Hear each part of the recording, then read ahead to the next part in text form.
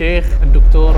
Ziyad Al-Abbadi. Istrinya tercinta Terus Khadijah bagaimana hubungan dengan anak saya yang sekolah pesantren? Mau nanya, Qala qad khasyitu ala nafsi. Terima kasih Bapak. Aku mengkhawatirkan diriku akan celaka. Assalamualaikum warahmatullahi wabarakatuh. Alhamdulillah hamdan katsiran thayyiban mubarakan fi kama yuhibbu rabbuna wa yarda. Pemirsa Fatwa TV, alhamdulillah kita mulai lagi nih bertemu di program live interaktif meneladani akhlak Rasulullah Shallallahu alaihi wasallam. Dan program ini diasuh oleh Ustadz Dr. Sufyan Baswedan Hafizahullah Ta'ala. Dan alhamdulillah Ustadz juga sudah bersama kita di sini. Kita sapa ya. Assalamualaikum warahmatullahi wabarakatuh, Ustaz Zuna. Waalaikumsalam warahmatullahi wabarakatuh. Masya Allah, ya. Wah, bagaimana kabar kesehatan antum saat hari ini? Alhamdulillah. Kami dengar baru terjadi sedikit accident.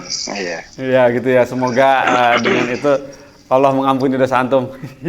Amin. Katanya kan gitu ya. Gitu. Baiklah, alhamdulillah.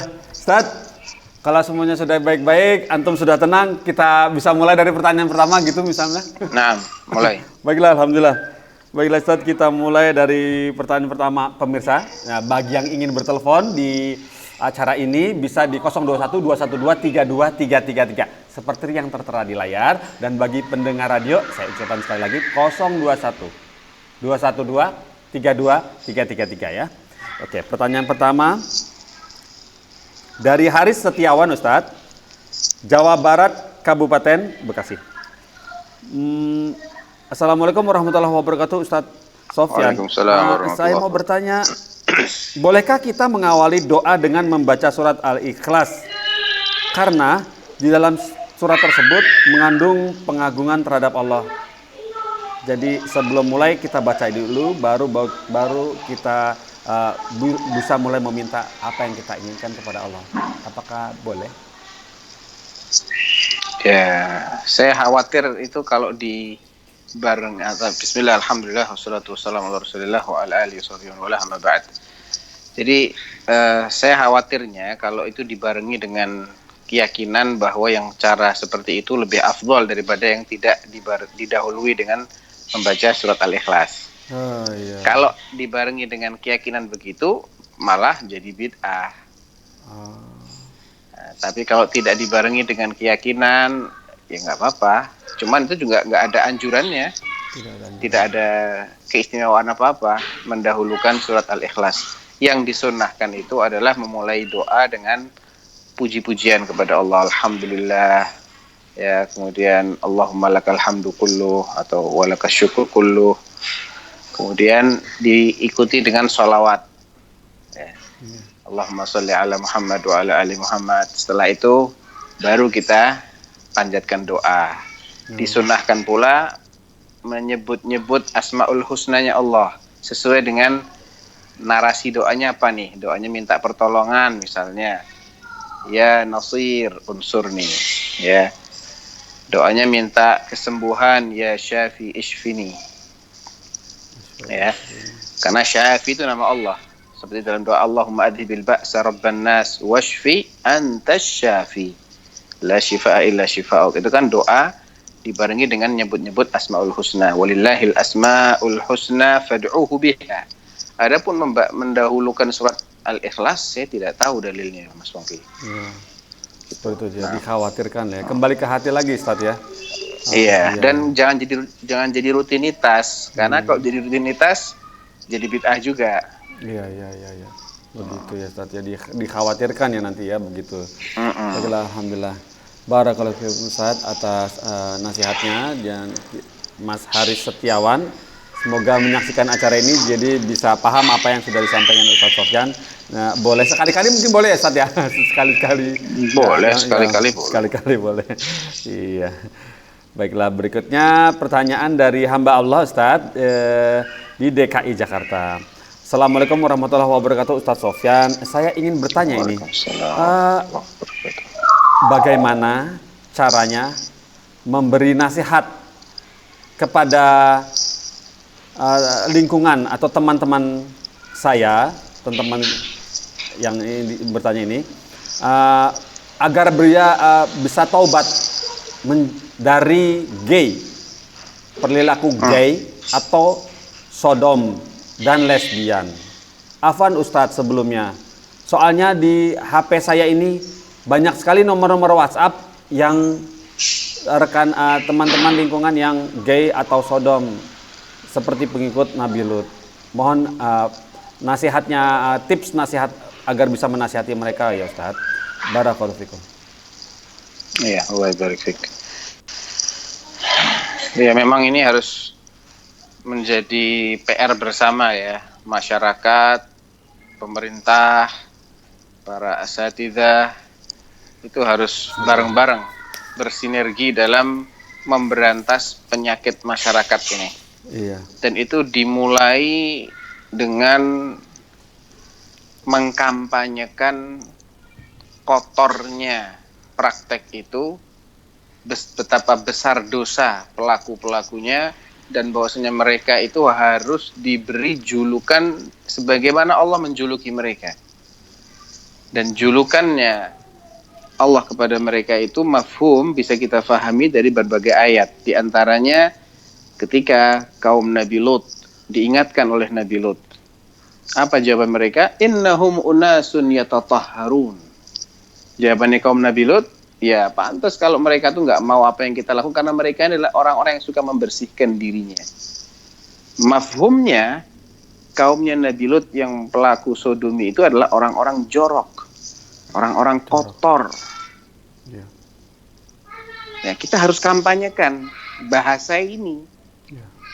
Ya, jangan dikasih pasal ITE, itu pasalnya akan menambah naik daun mereka. Wah, ini ujaran kebencian.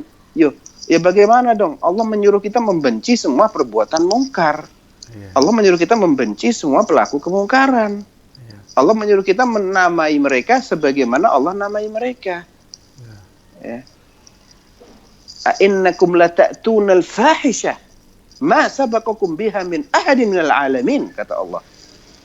Kalian nih benar-benar mendatangi perbuatan fahisyah, keji, orang-orang bejat, pelaku kebejatan. Ini narasi ini harus kita kampanyekan.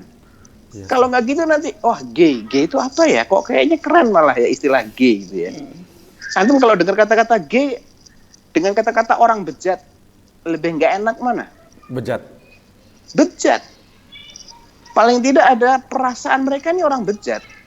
Allah namain perbuatannya orang bejat, orang-orang kotor, sampah masyarakat, orang-orang yang melampaui batas, dan segudang gelar-gelar buruk lainnya. Dan Allah azab mereka dengan azab yang gak pernah Allah turunkan kepada umat manapun. Ini menunjukkan betapa mungkarnya perbuatan mereka. Oleh karena itu hukum pelaku sodomi, karena ada dua ya. Laki-laki memperlakukan sesama laki-laki. Ini yang paling besar dosanya. Itu hukumnya adalah dibunuh. Ulama ijma, hukumnya dibunuh. Mereka cuma khilaf caranya. Teknisnya bagaimana? Apakah dipenggal? Ataukah dirajam seperti pezina? Ataukah dijatuhkan dari bangunan paling tinggi di kota itu? Kalau Jakarta, dari Monas kali ya. Ada nggak yang lebih tinggi dari Monas? Tentunya kira-kira ada mungkin mungkin di Jakarta ada yang lebih tinggi lagi. Pokoknya dijatuhkan. Ini penjelasan para ulama. Ya, dijatuhkan dari a'la syahiq, bangunan yang paling tinggi dari atasnya. Kemudian setelah itu dilempari dengan batu. Mereka ingin meniru bagaimana Allah menghukum kaum Sodom dan Gomorrah itu. Kaumnya Nabi Lut. Faja'alna 'aliyaha safilaha wa amtarna 'alaihim hijaratan min sijjid. Kami jadikan posisi mereka yang tadinya itu di atas menjadi di bawah. Jadi buminya dinaikkan, mereka dijatuhkan, kemudian dihujani dengan batu. Nah, kita harus sosialisasikan ini, perbuatan ini. Jangan sampai kemungkaran itu menjadi biasa karena namanya keren. LGBT, wah keren. Nggak ada orang mendengar istilah LGBT kemudian merasa tersinggung atau merasa dihina. Tapi kalau dibilang ini orang bejat, ini orang jorok, ini orang kotor, ini baru itu kan merasa tersinggung kan. Justru itu yang dikehendaki. Ya, ini salah satu tipsnya. Ya. Kemudian yang kedua, masyarakat juga harus kompak.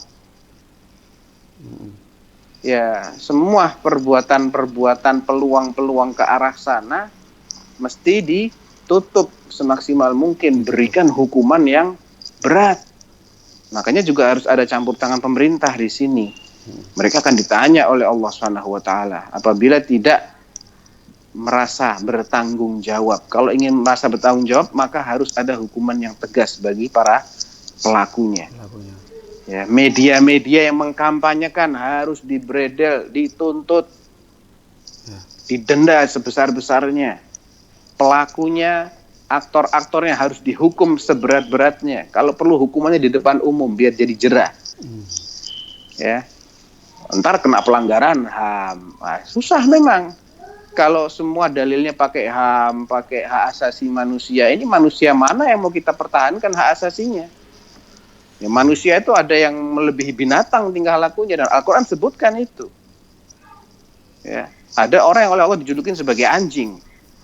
Itu mau kita bela HAM-nya. Jadi mindset kita ini harus dirubah dulu.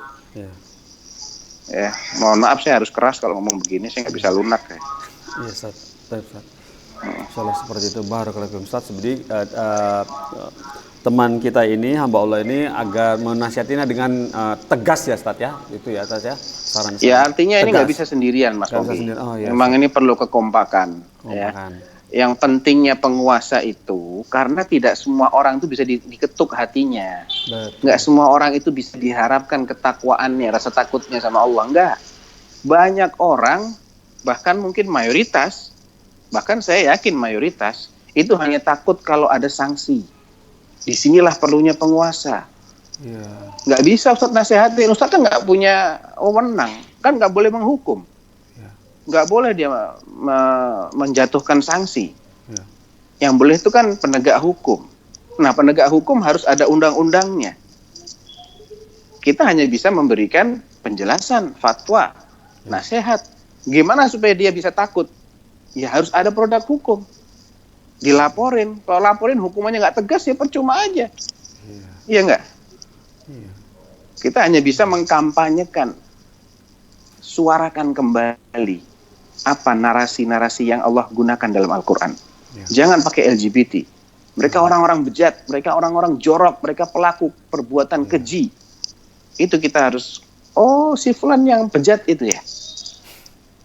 Kalau emang dia perbuatnya ya, kalau dia emang pelakunya udah dikenal seperti itu, maka julukan yang paling tepat adalah pelaku kebejatan.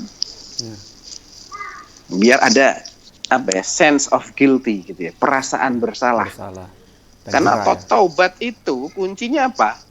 Nyesel. Kalau dosanya aja nggak pernah dianggap sebagai kebejatan, gimana dia mau taubat? Iya. Kebanggaan keren. Kebanggaan keren. Kita kaum gay bangga malah sekarang didukung sama perusahaan-perusahaan besar. Nah, barakallahu fikum, Ustaz. Ya Allah, semoga Allah melindungi kita semua di sini, anak dan cucu keturunan kita tidak aja sampai berperilaku seperti itu ya, Ustaz ya. Masya Allah, nauzubillah min dzalik. Baiklah, Ustaz, ini pertanyaan berikutnya dari Safira di DKI Jakarta. Assalamualaikum warahmatullahi wabarakatuh, Ustaz Sofyan. Ana dulu pernah mendengar ketika wanita haid itu tidak membersihkan darahnya atau dicuci sebelum membuang pembalutnya. Lantas darah itu adalah makanan jin. Nah, apakah ini benar ya Ustadz? Karena sampai sekarang ana masih berpikir seperti itu. Jazakumullah khairan. Enggak, barakallahu fiik. Enggak benar sama sekali. Ya. Saya nggak tahu tuh dari mana asal usulnya. Iya. makanan jin itu adalah tulang. Itu yang jelas dalilnya ya. Tulang yang disebut, tapi itu jin yang muslim ya. Kalau jin yang kafir saya nggak tahu makannya apa. Kita nggak ditanya kok kenapa kok jin makan itu bukan urusan kita ya. Jadi pertanyaan kita itu harusnya pertanyaan yang kita bisa manfaatkan jawabannya. Ya. Bagaimana seharusnya saya memperlakukan pembalut yang berisi darah haid? Nah, itu kan pertanyaan yang jawabannya akan ada manfaat. Tapi ini katanya makanan jin, bener nggak? Ya, kalau bener kenapa? Kalau nggak kenapa? Pertama itu saya nggak tahu, nggak pernah dengar apa dalilnya. Yang saya tahu makanan jin muslim itu adalah tulang. Tulang yang binatangnya disembelih dengan menyebut nama Allah, kemudian sudah dimakan dagingnya oleh kita, ya. Sisa tulangnya itu dimakan oleh jin. Kalau kotoran hewan, kotoran kuda, kotoran unta, kotoran sapi, itu makanan hewan tunggangannya jin. Jinnya makan tulang, hewan tunggangannya makan kotoran hewan. Makanya kita nggak boleh istinja atau istijmar, afwan ya. Istijmar itu membersihkan najis, entah kotoran ataupun kencing dengan tulang. Kata Nabi itu ta'amu ikhwanikum minal jin. Itu makanan saudara kalian dari bangsa jin. Kalau kita kenai najis, jadi menajisi makanan mereka. Ya, cara makannya itu bukan urusan kita, itu perkara ghaib ya. Ala kulli hal, kalau pembalut wanita ya dibuang, dibungkus plastik dulu atau bagaimana biar nggak menyebarkan bau yang busuk, dibuang tempat sampah biasa. Nah, tempat-tempat pembuangan najis gitu. Seperti itu Ustaz, Masya Allah, barakallahu fikum. Bagi pemirsa wanita dan pendengar radio wanita bisa mengikuti saran Ustaz jika memang belum punya kebiasaan seperti itu untuk kotoran darah haidnya. Baiklah Ustaz, pertanyaan berikut dari Faris Imaduddin. Tapi sebentar, ini qadarullah ada penelpon masuk, coba kita sapa. Telepon. Assalamualaikum Fatwa TV. Waalaikumsalam warahmatullahi wabarakatuh. Iya, dari Bapak siapa, di mana? Ya, ini Bapak Yanto di Kuburaya, Kalimantan Barat. Pak Yanto, Kalimantan Barat. Silakan Pak Yanto. Ya. Ya. Pak Yanto, volume televisinya mohon dikecilkan Pak. Volume televisi. Ya, siaplah. Assalamualaikum warahmatullahi wabarakatuh, Ustaz. Ya. Waalaikumsalam warahmatullahi wabarakatuh. Alhamdulillah Ustaz bisa bicara langsung dengan Ustaz. Mudah-mudahan Allah selalu membuat Ustaz dan keluarga serta menonton juga kami sehat semua, dilindungi Allah, Ustaz. Pertanyaan pertama begini Ustaz. Ketika kita sudah berwudu Ustaz, lalu kita tanpa sengaja, tanpa sadar mungkin terinjak atau terkena kotoran ya, atau yang najis-najis lainnya lah gitu. Nah, apakah kita kotoran apa tadi Pak? Kotoran apa tadi? Kotoran cecak Ustaz. Misalnya terinjak. Karena kotoran cecak. Iya. Biasa kita kan tidak sengaja Ustaz. Tahu sekali selesai sholat ada kotoran cecak menempel di kulit kita. Apakah wudhu kita batal? Atau cukup kita bersihkan kotoran cecak itu, wudhu kita tidak batal Ustaz. Itu pertama Ustaz. Kedua, sepengetahuan saya darah. Saya jawab satu-satu Pak ya, biar nggak lupa pertanyaannya. Ya, Ustaz, terkait dengan bersentuhan dengan kotoran cecak ataupun kotoran apapun tidak membatalkan wudhu. Oh ya. Kalau kita tahu sebelum sholat, cukup kita cuci bagian yang tersentuh dengan najis tadi. Kalau kita tahunya setelah sholat, nggak apa-apa Pak, sholatnya tetap sah, nggak perlu diulangi. Nah, berikutnya Pak. Yang kedua Ustadz, kan darah kita itu kan tidak najis Ustadznya. Jadi saya pernah dengar sahabat itu ketika sedang sholat kena panah tetap meneruskan sholat, darah kita tidak najis Ustadz. Bagaimana dengan darah orang lain Ustadz? Misalnya mungkin kita sedang sholat di masjid tanpa sadar ada kawan atau jamaah yang lain itu keluar darah, kita injak, mungkin juga kena kita darahnya itu apakah najis darah yang lain itu?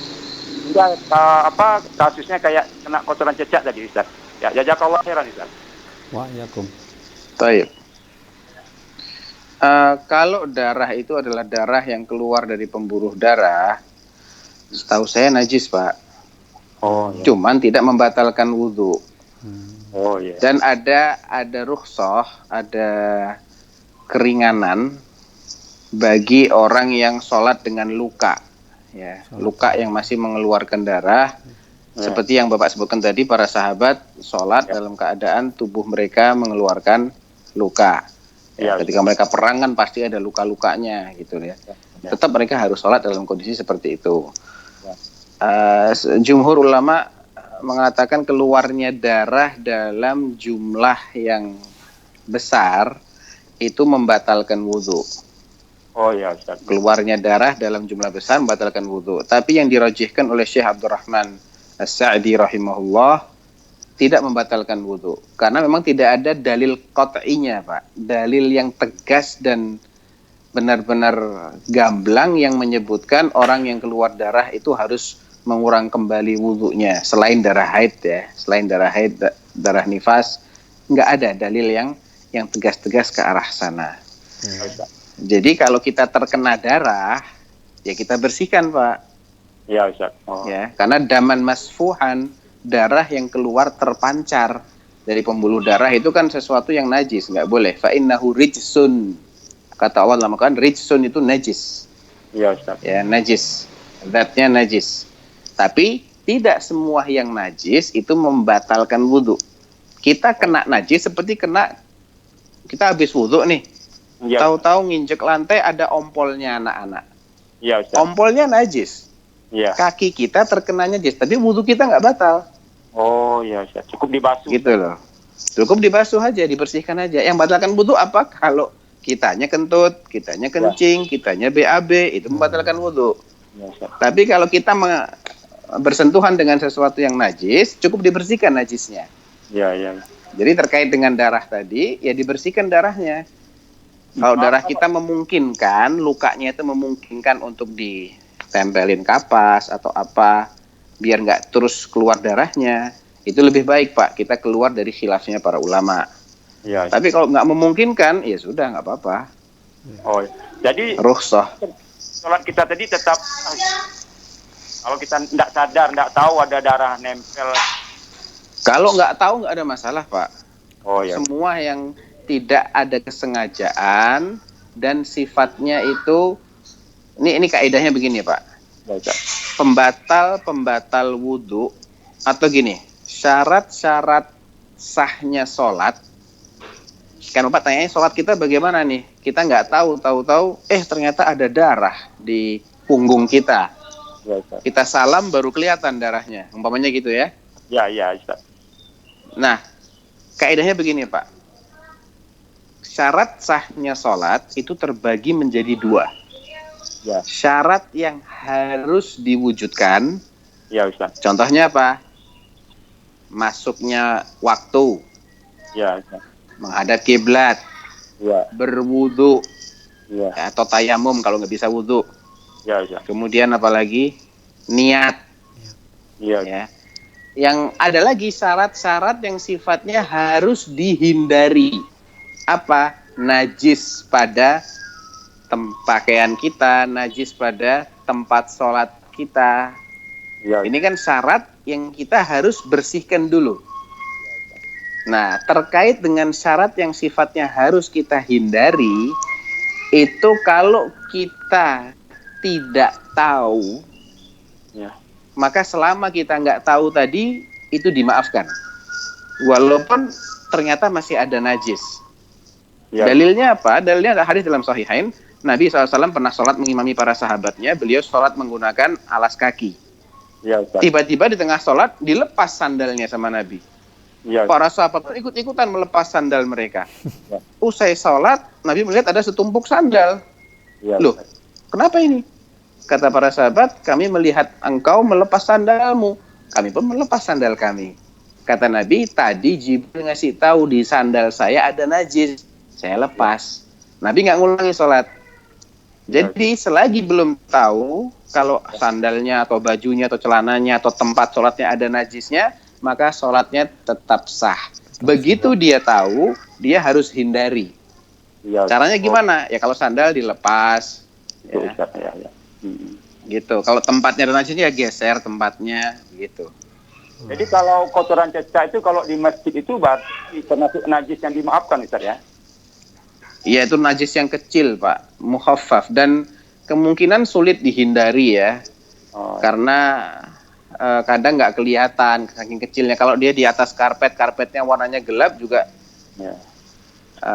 repot untuk seseorang harus memastikan dulu ini karpetnya ada kena kotoran cecak enggak. Apalagi kalau karpetnya itu gelap bermotif gitu kan susah, Pak. Kecil kan dia. Insya Allah tuh maafu, dimaafkan. Nah. Ya Ustaz ya. Jazakallah khairan Ustaz. Ya. Wa'iyyakum. Terima kasih Pak atas teleponnya ke Fatwa TV. Alhamdulillah. Alhamdulillah Ustaz. Ini kita sambung lagi pertanyaan kita yang tadi dari Fariz Imaduddin, Jawa Tengah, Purbalingga. Assalamualaikum warahmatullahi wabarakatuh. Ustadz Sofyan, izin bertanya, qadarullah saya memiliki penyakit. Mas Farid ini memiliki penyakit yang mengakibatkan ibadah saya agak terganggu dalam kuantitas dan kualitas. Terganggu dalam kuantitas dan kualitas.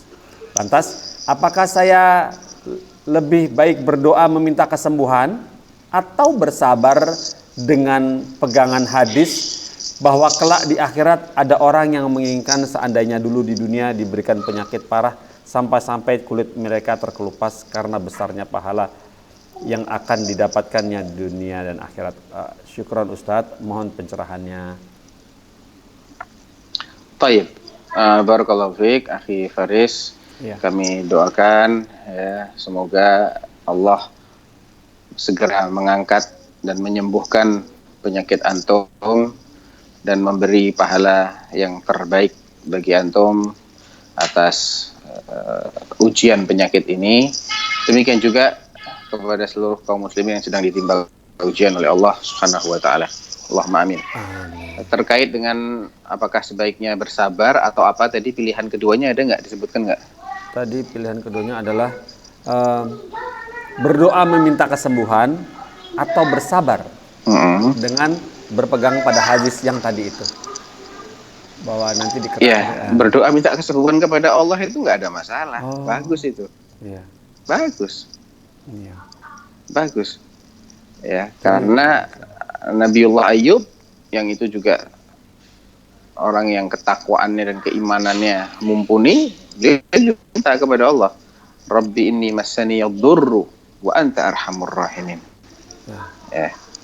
Wa Ayyuba idh nada rabbahu anni massani asyaitanu binusbin wa adab. Tapi doanya Nabi Ayub itu benar-benar penuh dengan adab ya.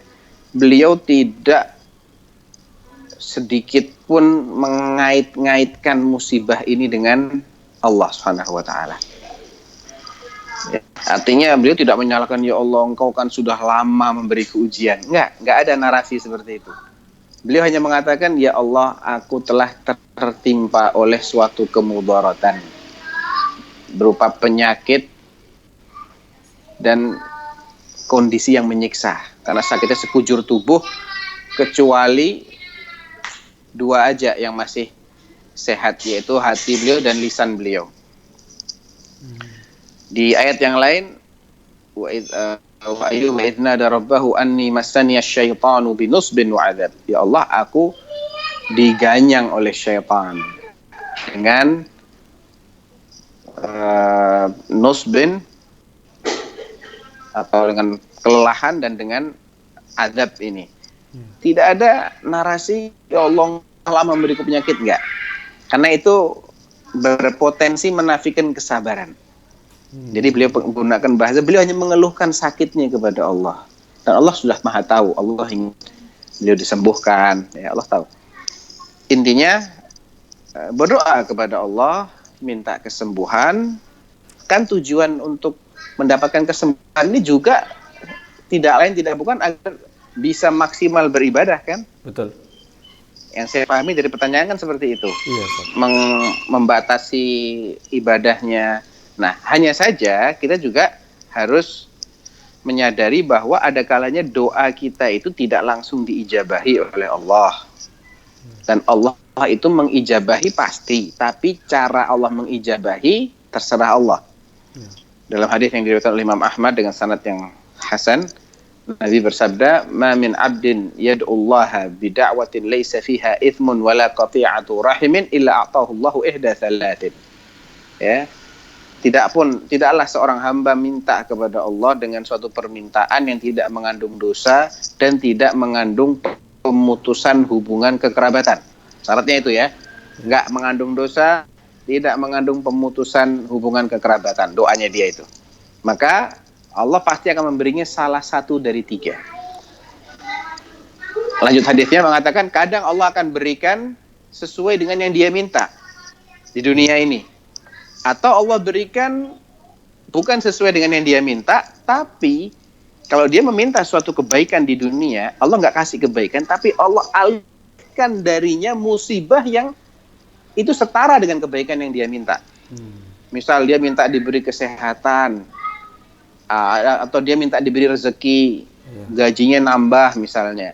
Allah nggak tambah gajinya dia, tapi dia dihindarkan dari hal-hal yang itu setara. Kalau dia mengalami itu, misalnya dihindarkan dari kecelakaan lalu lintas, dihindarkan dari kebakaran, dihindarkan dari pencurian, dan itu setara dengan gaji yang dia minta sebetulnya.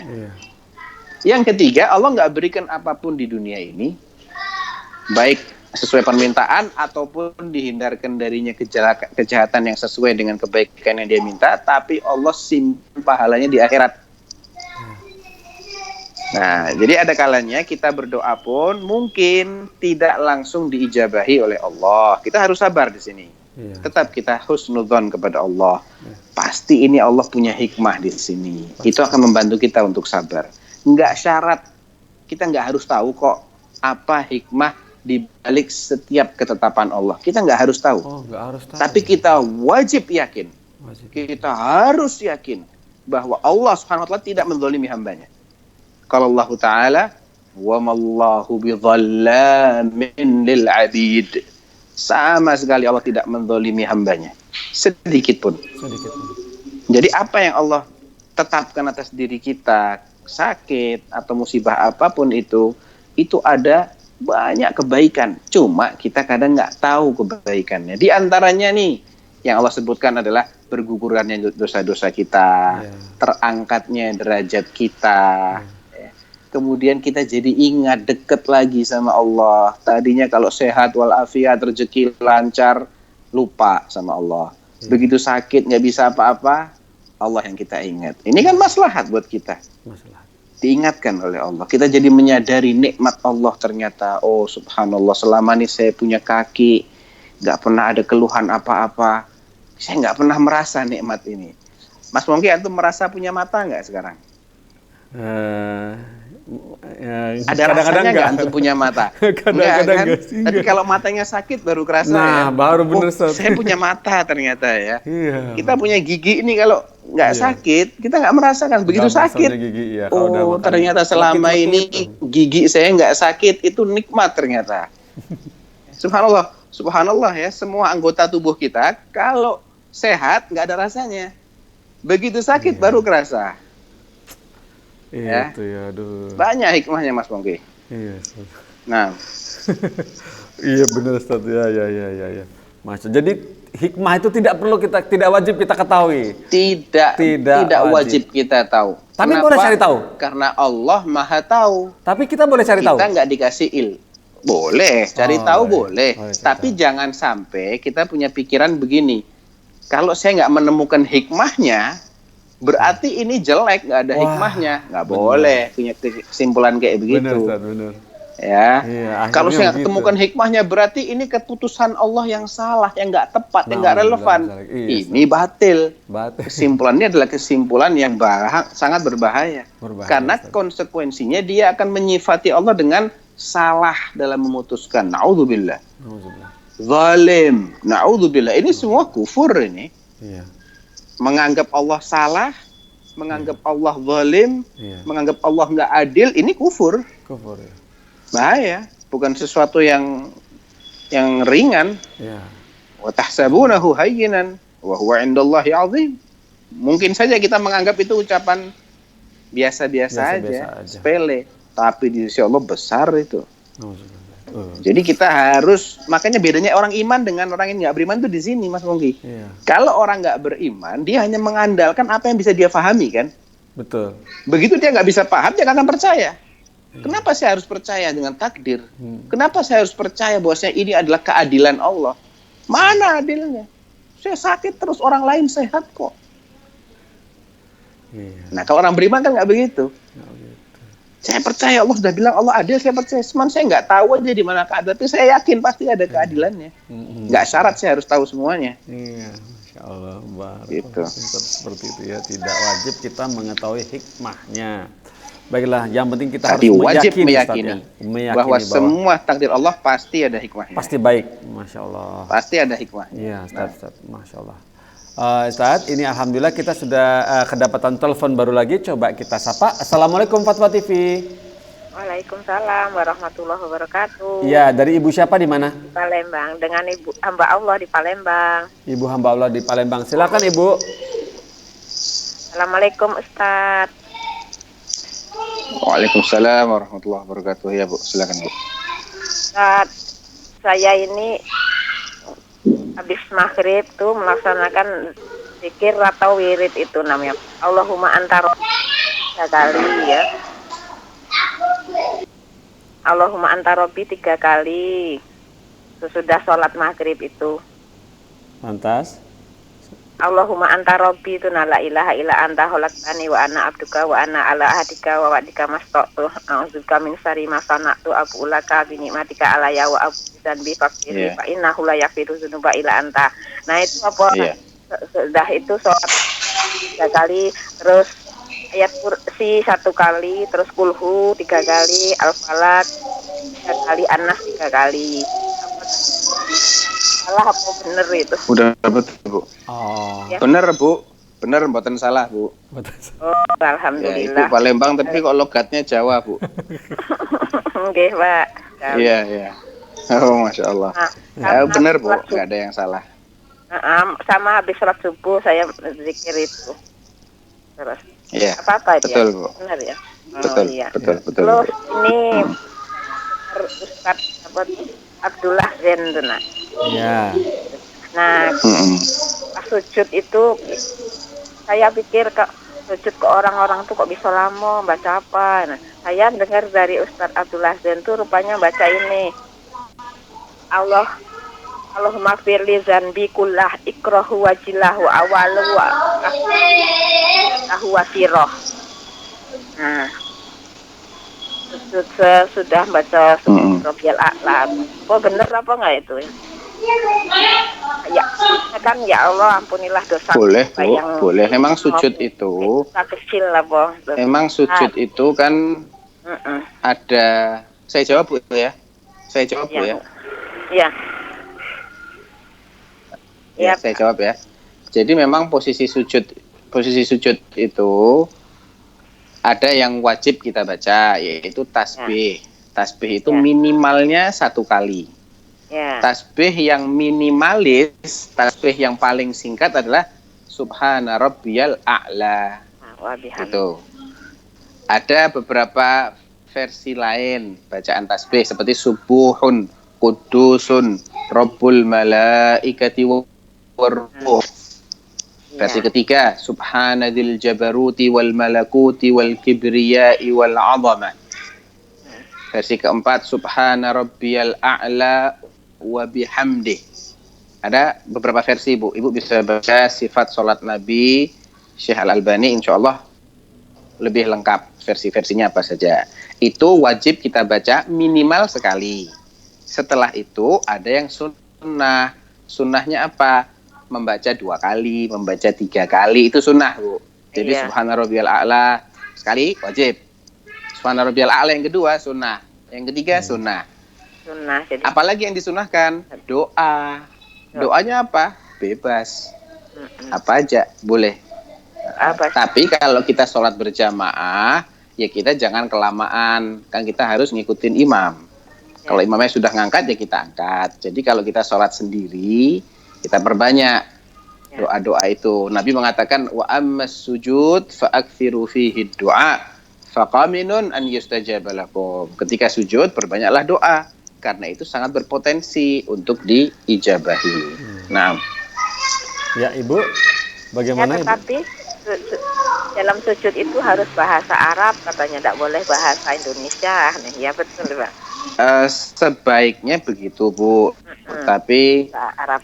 saya sendiri untuk mengatakan tidak boleh, kalau tidak boleh itu kan konotasinya dosa berarti, Bu, ya. Iya. Nah, saya belum punya cukup dalil, Bu, untuk mengatakan tidak boleh kalau dalam selain bahasa Arab. Tapi kalau dikatakan sebaiknya berbahasa Arab, 100% saya setuju, Bu. Apalagi kalau yang kita baca itu doa-doa yang diajarkan oleh Nabi. Ini lebih istimewa lagi. Iya. Kita menghafal doa-doa sapu jagat aja. Doa-doa yang menyeluruh ya. Iya. Rabbana atina fid dunya hasanah wa fil akhirati hasanah wa qina adzabannar. Kita niatkan hasanahnya itu semua yang kita inginkan, kebaikan-kebaikan itu. Iya. Ya, itu insyaallah dapat semua insyaallah. Ya, Barakallahu fiik. ya. Ya tidak. Bagaimana, Ibu? Ustaz, ya. Ada lagi atau cukup? Sudah cukup, Mas. Oh, baiklah. Terima kasih sudah telepon ke Fatwa TV ya, Bu. Ya. Ya.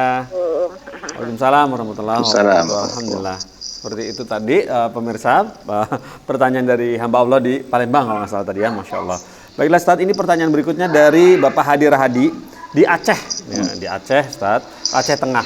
Assalamualaikum warahmatullahi wabarakatuh Ustaz Sofyan. Berkenaan dengan adanya hadis yang seorang wanita pezina memberi minum yang mengelilingi anjing yang mengelilingi sumur, kemudian ia menjulurkan lidahnya karena kehausan memberi minum.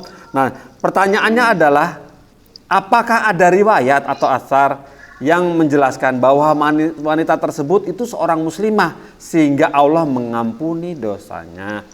Barakallahu fiik. Ya pasti dong. Oh. Pasti dong. Ya. Kalau dia musyrikah nggak akan diampuni dosanya. Dia kafirah nggak akan diampuni dosanya. Ya, jadi dia itu di zamannya dia ya, bukan di masanya Nabi. Yeah. Itu di zaman sebelumnya Nabi. Jadi orang yang beriman, orang yang muslim tapi di zaman sebelumnya Nabi SAW. Yeah. Dia dari Bani Israel, seorang mohon maaf pelacur, yang dia melihat ada anjing kehausan mengelilingi sumur. Dia nggak bisa minum, diambillah air dengan sepatunya. Allah balas kebaikannya itu dengan ampunan. Dalam ajaran kita pun akidah Ahlussunnah wal Jamaah, yang namanya dosa-dosa besar, asalkan pelakunya itu mati dalam keadaan muslim, dalam keadaan mukmin, alias tidak mati dalam keadaan musyrik, tidak mati dalam keadaan kafir, tidak mati dalam keadaan munafik, ya. Maka dosa-dosa besarnya dia itu tahta masyiatillah. Artinya apa? Terserah Allah. Ada kalanya Allah akan ampuni, itu atas kebaikannya Allah, atau Allah akan siksa dia sesuai dengan keadilannya Allah. Ya. Nah, tapi begitu dia mati kafir, mati musyrik, mati munafik, ya ma'assalam, nggak ada ampunan apapun bagi dia. Innallaha la yaghfiru ayyushraka bihi wa yaghfir ma duna dzalika liman yasha. Ya, Allah nggak akan mengampuni perbuatan syirik. Dan kalau itu syirik akbar, dia akan membatalkan semua amal soleh yang pernah dia lakukan dan setelahnya.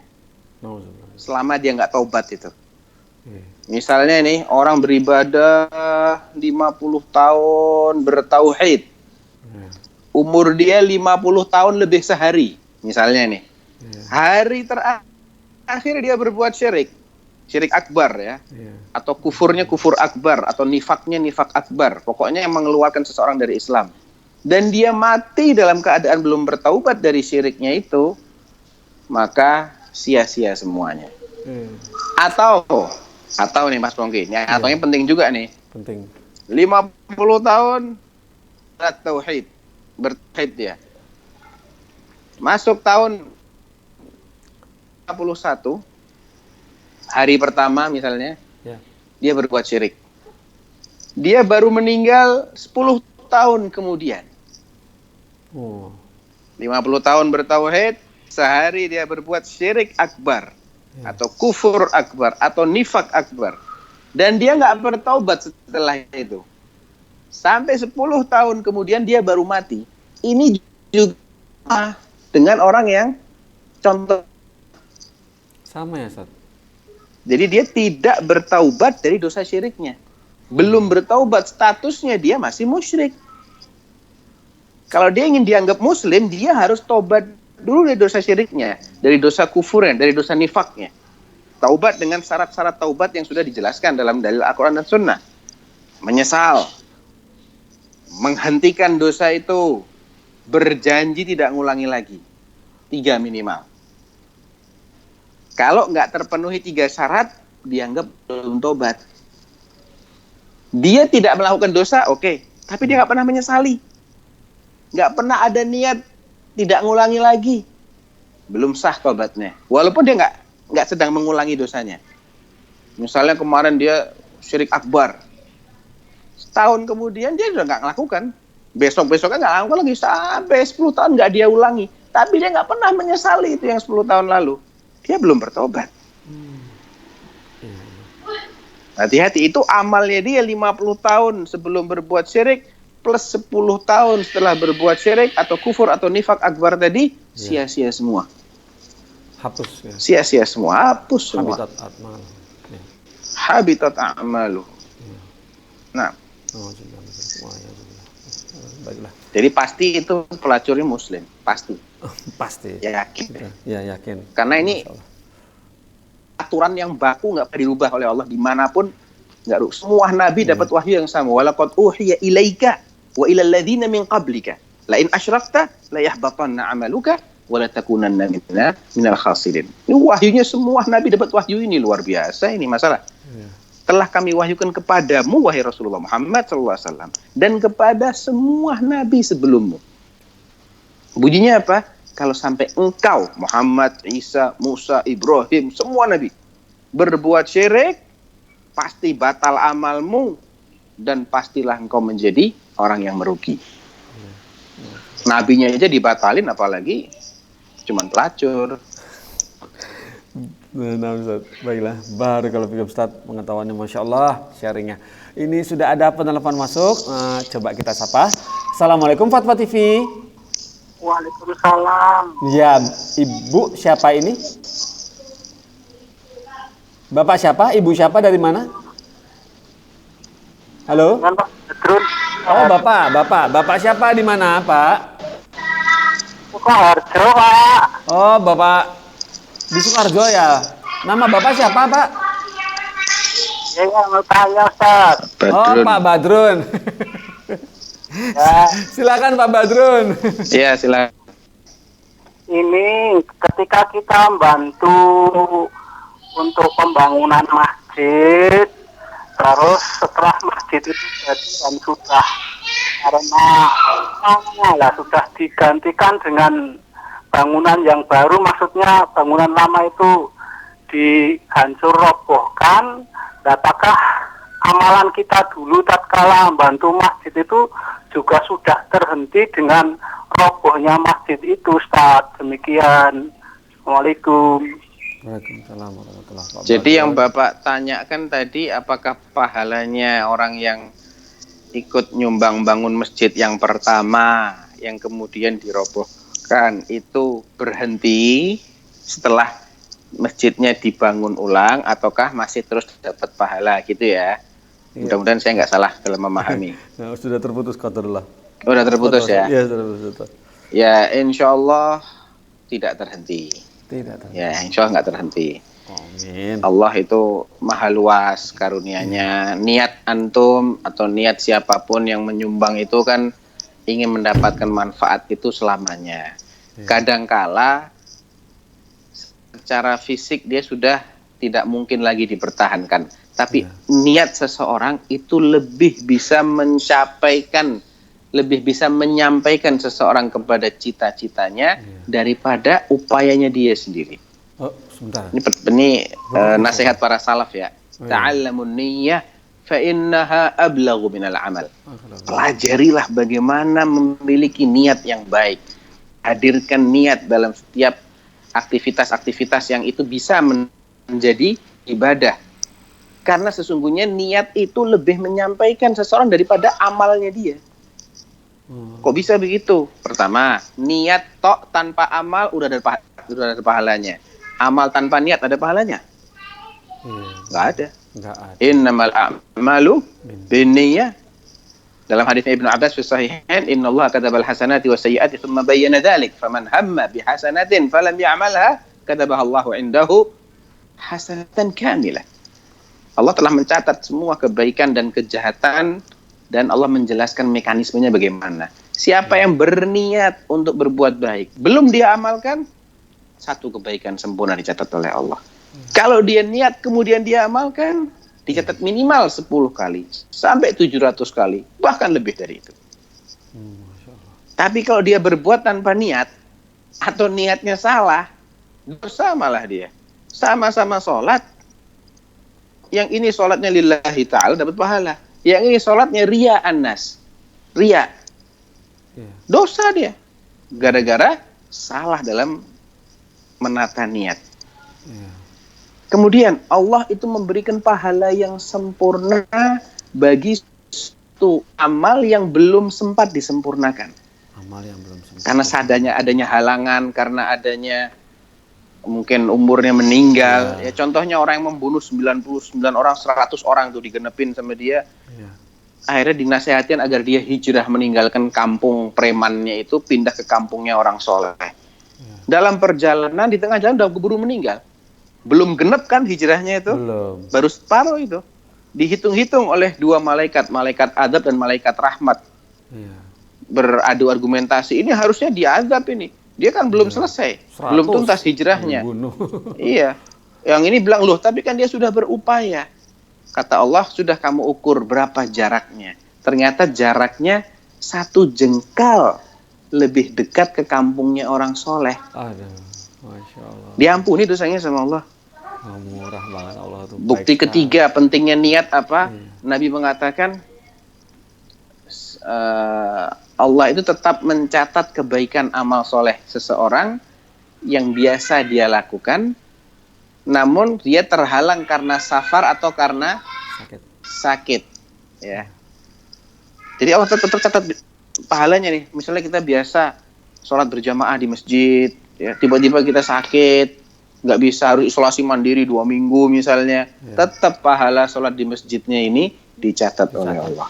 Atau sedang dalam keadaan safar, biasanya bisa macam-macam ibadahnya bisa lebih sempurna, nggak bisa jadinya, tetap dicatat sama Allah. Karena ada niat tadi.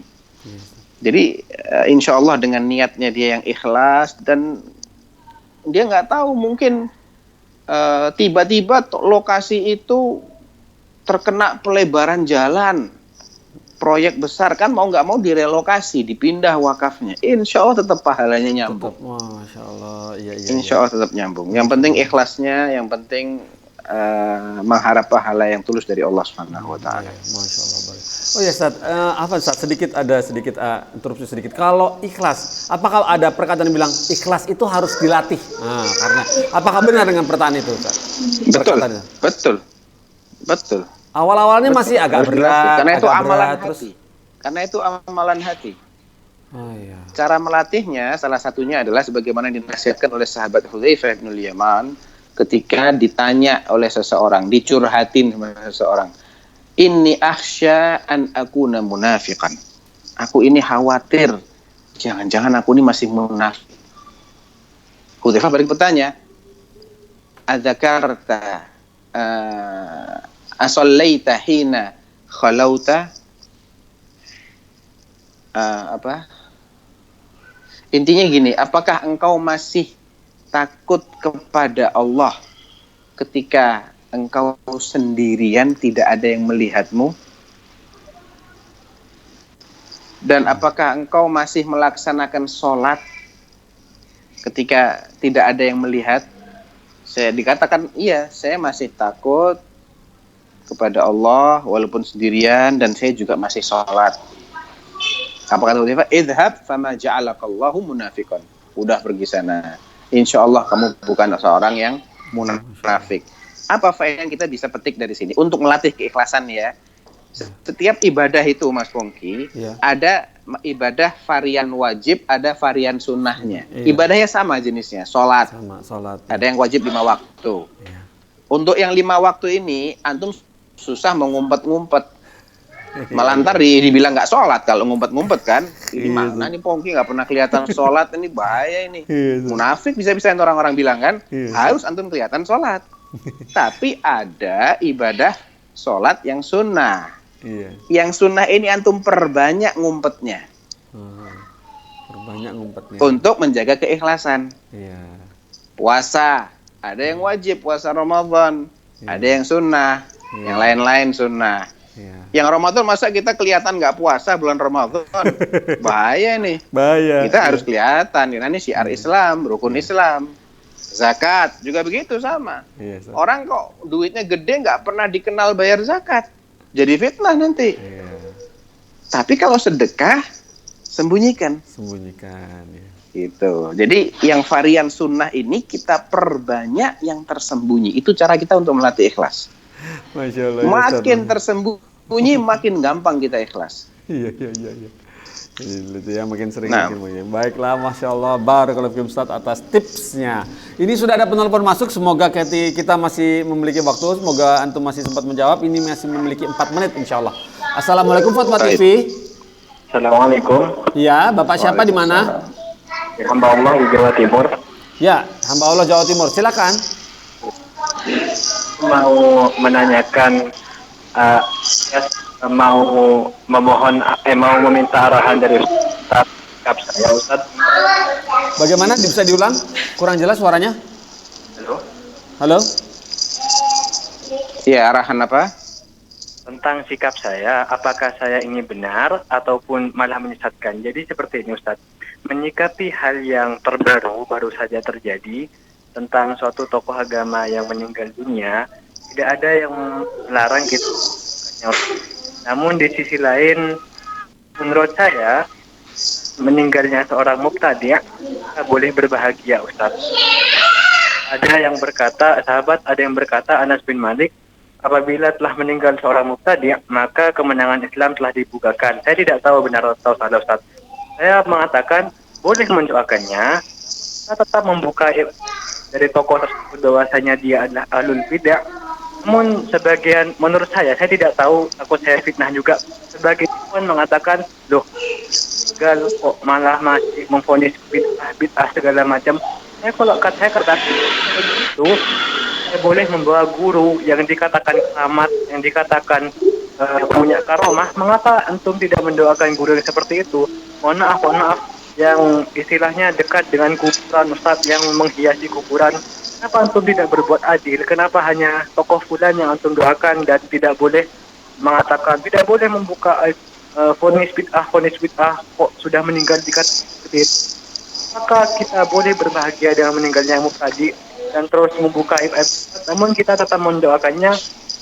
Kita agama tidak dengan hati Ustaz. Saya paham insyaallah maksudnya. Apakah Bapak di Jawa Timur, insya Allah Pak Ustadz Sofyan Baswedan sudah paham apa yang akan disampaikan. Ditunggu jawabannya ya. Bapak, terima kasih atas teleponnya. Assalamualaikum. Ya, barakallahu fiik. Baik, barakallahu fiik. Cuman waktunya nggak bisa 4 menit nih Pak. Iya, panjang nih Ustaz. Ya apa? Ya minimal 6 lah, 6 menit ya. Iya, coba boleh deh, ya. Boleh ya. Ya, bismillah. Bismillah. Pertama, kita harus bedakan antara orang yang mengetahui bahwasanya si fulan dan dia meyakini ya, dia tahu dan dia yakin si fulan min ahlil bidah. Iya. Kemudian dianya sendiri nih, orangnya ini yang masih hidup ini, tadi ahli bidahnya sudah mati misalnya ya. Yang masih hidup ini dia adalah orang yang statementnya itu berpengaruh kepada umat. Misal dia seorang tokoh panutan, ketika dia memuji seorang tokoh ahli bid'ah yang kebid'ahannya sudah dikenal meluas. Garis bawahi loh ya. Kebid'ahannya sudah dikenal meluas. Sekali lagi, yang dipuji adalah tokoh ahli bid'ah yang kebid'ahannya sudah dikenal meluas. Dan yang muji sudah tahu dia ahli bid'ah, tetap dipuji. Dan yang muji adalah tokoh panutan umat. Ini bahaya, ini menyesatkan. Nggak boleh. Ya doakan, tapi nggak usah di sosmed. Nggak usah pakai video klip, nggak usah. Doakan antara antum sujud, ya Allah ampuni dia, nggak apa-apa. Tapi kalau antum doakan begitu, umat akan menafsirkan beda nanti. Gitu loh. Nah, tapi kalau dia, saya nggak tahu ya, dia ini ahli bid'ah atau bukan. Apakah Anda harus mengikuti ucapan teman Anda yang mengatakan dia ini ahli bid'ah? Jawabannya tidak harus. Allah tidak akan memberikan kita ini suatu perintah dan kewajiban yang kewajiban ini dibangun atas dasar ilmu, sedangkan kita belum mengilmui, kita belum tahu ketika itu. Oh, orang lain tahu. Ya, orang lain yang wajib. Kita sendiri belum tahu. Kalau kita diberitahu, kita belum yakin, kita juga belum wajib. Karena nggak semua berita orang itu harus kita yakini, kan? Ya betul, Ustaz. Betul nggak? Betul. Iya. Saya nggak yakin nih dengan berita Anda. Atas dasar apa saya harus percayai dan saya harus sikapi statement Anda itu seperti hadis Nabi, seperti ayat Al-Quran. Anda kan manusia biasa. Mungkin Anda salah menilai. Saya tidak kenal si fulan sebagai tokoh ahli bid'ah. Silahkan Anda doakan. Anda nggak berdosa. Anda menghukumi si fulan ini dengan pengetahuan yang Anda ketahui tentang dia. Anda nggak tahu dia ada jeleknya, berarti hukum asalnya seorang muslim itu baik. Nggak apa-apa. Yang perlu kita bedakan adalah, kalau si fulan ini ahli bid'ah, dan dia pernah menyampaikan sesuatu yang salah, jelas dalilnya dia salah, atau mengajarkan sesuatu yang keliru, sudah meninggal, tetap orang yang berilmu wajib menjelaskan yang salah itu salah, apakah orangnya masih hidup ataukah sudah meninggal. Ya, para ulama kita semuanya begitu. Tokoh-tokoh ahli bid'ah yang sudah 1000 tahun lebih mereka itu tamat riwayatnya, tetap saja sampai hari ini disebut-sebut bid'ah mereka, pemikiran mereka yang sesat. Selalu aja para ulama ini mentahzir mereka, memberikan kritikan kepada mereka yang sudah mati, memberikan sifat sesatan mereka. Nggak percaya? Buka aja. Bagaimana Imam Az-Zahabi menjuluki, contohnya ya, contoh nih, Ibnu Sina. Tahu Ibnu Sina? Pernah dengar yang kisah madu. Banyak orang mengenal Ibnu Sina dari sisi kedokterannya. Jarang yang mengetahui Ibnu Sina dari sisi akidahnya. Akidahnya amburadul. Amburadul ya. Dijulukin macam-macam sama Imam Az-Zahabi. Imam Az-Zahabi imam min a'immatis Syafi'iyah. Sejarawan, muhaddits, ya, ahli fikih, ulama kibar, ahlu sunnah. Ketika membahas biografinya Ibnu Sina, dia sebutkan Ibnu Sina, dia gelari dengan gelar yang sesuai untuk orang seperti itu. Udah mati Ibnu Sina, nggak ada urusan, udah mati. Pemikiran dia nggak mati. Bid'ah dia nggak mati dengan matinya dia. Kalau bid'ahnya mati, kita diem ngapain kita ngomong? Masalahnya adalah bid'ah itu nggak mati dengan matinya pemikirnya. Marxisme masih ada nggak hari ini, Mas Pongki? Masih ada, Ustaz. Masih ada kan? Iya. Masih ada. Masih ada. Marxnya udah mati. Bahaya tapi pikiran sekali. dia nggak mati. Ya. Meringan. Mu'tazilah, Jahmiyah. Jahmiyah itu nisbah kepada Jahm bin Safwan. Nama orang. Ya. Dan lain-lain. Artinya, kalau itu salah, kita bisa jelaskan secara ilmiah, jelaskan secara ilmiah. Dengan bahasa ilmiah. Yang jadi masalah itu bahasanya kadang isinya caci maki, nggak perlu. Ya kesalahan itu kan harus proporsional, diingkari dengan cara yang sesuai dengan kadar kesalahannya. Tidak disamakan, nggak dipukul rata. Ada bid'ah yang itu masuk kategori bid'ah yang ringan, tapi dia punya jasa besar terhadap sunnah. Dia punya jasa besar terhadap ilmu-ilmu syar'i yang dia ajarkan. Kita nggak boleh perlakukan dia dengan perlakuan seperti seakan-akan dia nggak punya jasa besar sama sekali terhadap khazanah ilmiah Islam. Ya, kita harus proporsional. Mana salahnya dia? Jelaskan salahnya di sini. Ghafarallahu lahu, rahimahullah. Itu akan lebih mudah diterima. Semoga Allah mengampuni kesalahan beliau, kesalahan kita juga. Kita juga banyak salahnya. Jangan merasa kita nggak mungkin salah. Kan belum tahu kita akhir-akhirnya kita ini istiqomah atau belum, kan kita belum tahu. Belum teruji. Nggak boleh kita ini menggaransi. Yang penting kalau aneh nggak mungkin salah. Oh, belum tentu. Belum tentu. Ya, kita jelaskan dengan bahasa yang ilmiah, salahnya di mana, dengan kata-kata yang elegan. Ya, seandainya nanti kita yang salah, orang juga akan ngasih nasihat dengan cara yang elegan, yang ilmiah. Tapi kalau orang udah biasa ngasih hujat, ngasih vonisnya berlebihan lagi, kasar, ya siap-siap aja. Iya, Ustaz. Panen ntar. Barakallahu fikum, Ustaz. Alhamdulillah. Alhamdulillah dengan jawaban antum tadi mentuntaskan pertemuan kita sore hari ini. Ustaz, alhamdulillah. Semoga pekan depan masih ada waktu untuk kami semua di sini. Insyaallah. Amin. Boleh kami tutup acaranya, Ustaz?